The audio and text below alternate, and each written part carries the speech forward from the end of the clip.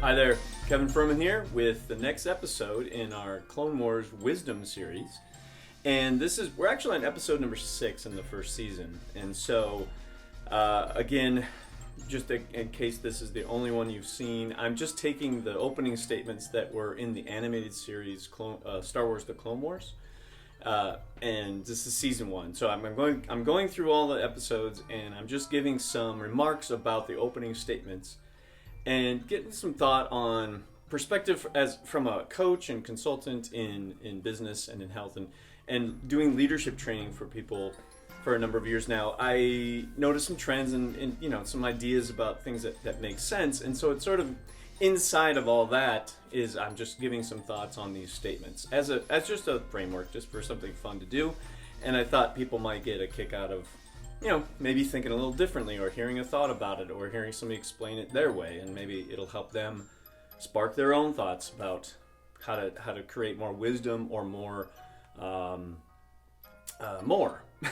in their life, better things in their life, how to think in a way that's going to be more productive. So, all right, so here we go. Episode 6. The statement of that one is, trust in your friends and they'll have reason to trust in you.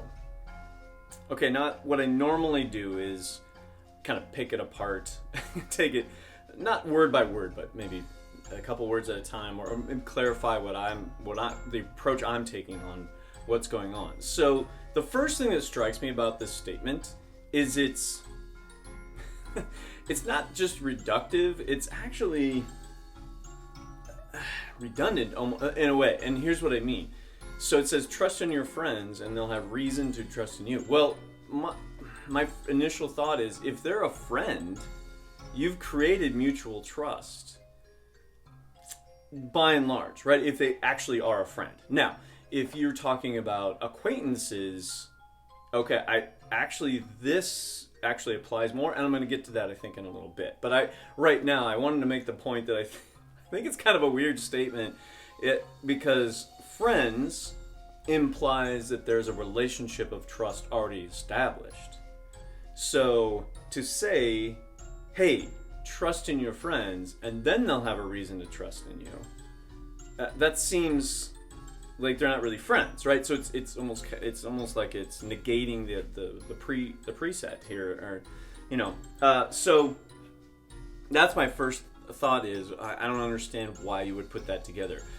Now, that being said, as I mentioned just a second ago or so, acquaintances, right? If you're calling friends, everybody that's liked you on social media, okay, not everyone that has liked you is your friend, right? As though a lot of people like to think so, but you have no personal connection with many of them, or you did at one point and you have nothing now, or all kinds of scenarios, of course, in social media.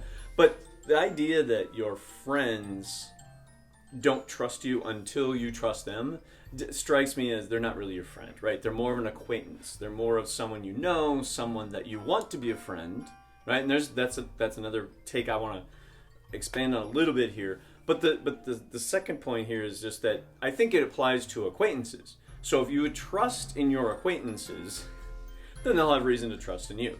I think that's how so that's a way to make more friends, right? So in a way to make a more productive life, or not, well, maybe productive, but more satisfying life, is to create a circle of friends, real friends, people that you can share yourself, be honest with, maybe disagree on things, but just agree to disagree on certain things, but you like them because they're pleasant people, or you have a shared interest, or whatever, right? You don't have to agree on everything with all of your friends, and only be friends with people you agree with on everything. Well, good luck with that, because we're all individuals. We all have, certain stances. I know in my life, I've got friends very close to some, and there are certain things that when they say it, I don't know how to respond. So I don't, and we don't talk about certain subjects. I don't bring it up. Not that I'm avoiding conversations, but it's just not going to get anywhere. We just disagree on something. Okay, we disagree, right? It doesn't mean I have to hate them, or they hate me if they don't agree with me. And that's part of our current state in our society. I think that's doing a lot of harm, is that if you don't agree with someone, that doesn't mean that's hate. That's just a disagreement. That is so far removed from hate, that when you use that way, you diminish hate, right? You actually make hate mean hardly anything. And so I think that's a disservice to our language. I think it's a disservice to distinguishing what's true about things, right? And so it blurs the line of truth.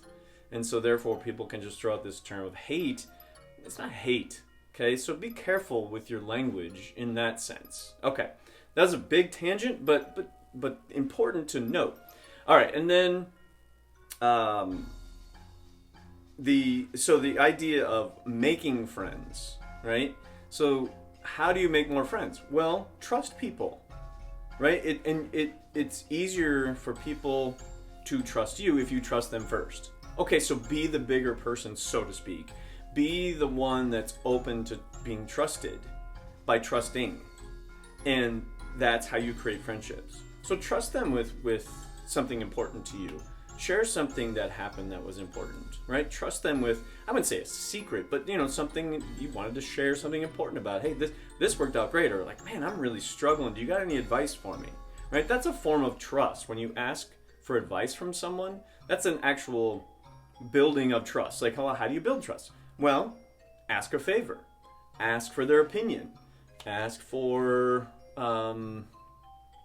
help in some way, right? That creates trust. Or another one is just take interest in them, right? When you take interest in them, you're showing them that you trust them to be vulnerable, so to speak, right? In both ways. So if you're willing to share something about you, and you're willing to listen to something about them, that's a form of trust building. That's how you build trust, is by asking questions, listening to the answer, and responding appropriately, right? So it gets into another area, but that is one way to build trust. That's how you do it. Just being with someone and never communicating with them doesn't necessarily build trust. In fact, a lot of times it actually builds a wall. Too many people, I think, even in their neighborhoods, right, don't know their neighbors. And there are people that I don't know, and I've tried to get to know, and they have no interest. Okay, they have no interest, right? That builds not a physical barrier, but it does build kind of a communication wall between us. I don't know much about them. They don't have any interest of knowing anything about me. Okay, well, that's fine. I don't think they hate me. Okay, they got their life. They don't want to be interrupted. Great, do your thing, right? It doesn't mean you're a bad person if someone doesn't like you or someone doesn't want to talk to you. You can make it mean that if you want, but it's not very productive usually. That usually takes you down a very catabolic energy path and doesn't create a lot of openness and a lot of freedom for yourself. So if you're willing to open up and share, and they don't, okay, well, they're not your friend. I mean, that's pretty obvious. It's kind of a silly thing to say, but really, it kind of comes down to that. You share something, it goes back and forth, and then it goes nowhere. Well, that's probably because, okay, they're not interested. Doesn't mean you're a bad friend, or you're not a good friend, or you're not a nice person. It just means they're not interested, not enough connection. They've got their agenda in their life, and we're not gonna share in that relationship, if you will. Okay, fine. That's the way it works, right? So, nothing radically crazy, good or bad about this statement. I don't really, I think it's kind of a silly statement. Honestly, no offense to those that wrote it, and I'm sure it had a lot to do with friendship in this episode. I don't remember what was going on. I'm just looking at these statements at this point. I did watch the series, but it was a long time ago, so I don't remember. But think about the words they choose are important. So again, trust your friends. If you trust in your friends, well, that's kind of a given in my book. If they're a friend, you would trust them. They trust you. That's part of being what a friend means.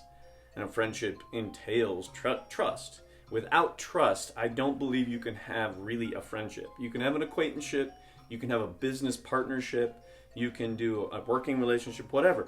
But a friendship, I don't think it's very easy or possible even without some form of trust. Now, we could take this and trust more in your friends, and they'll have reason to trust more in you. It's sort of, if you build the bridge bigger, then they're willing to, come across the bridge. So, there is that, but they didn't say that, right? They made a blanket trust in your friends, not Trust more, not to build friendships. They said none of that. They just said trust in your friends, and they'll have reason to trust in you.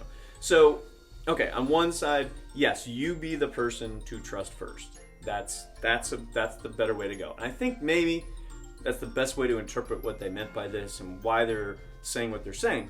But as a leadership training or as a being effective with people or what, just the areas that are important about being a leader, this isn't gonna necessarily revolutionize anything. So it's a good reminder, I guess is the best place I can put this, is that, hey, you be the first one to trust. And if you're leading people, right, you trust those you're leading. Come at it from a standpoint of trust, and then they're going to trust in you. And that, that's fair, right? That's a good place to start. But I think it's just a starting point. So nothing radical here, but is a good reminder. So thanks a lot for checking it out, and we'll see you next season. We'll see you next episode.